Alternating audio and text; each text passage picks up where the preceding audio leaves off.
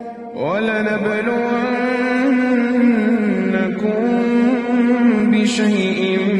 مِّنَ الْخَوْفِ وَالْجُوعِ وَنَقْصٍ مِّنَ الْأَمْوَالِ وَالْأَنفُسِ وَالثَّمَرَاتِ ۗ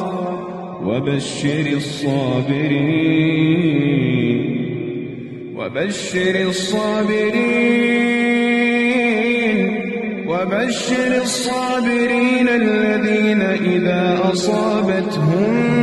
مُّصِيبَةٌ قَالُوا إِنَّا لِلَّهِ وَإِنَّا إِلَيْهِ راجِعُونَ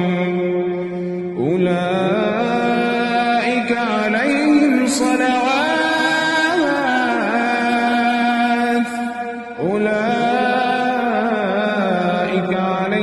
صَلَوَاتٌ مِّن رَّبِّهِمْ وَرَحْمَةٌ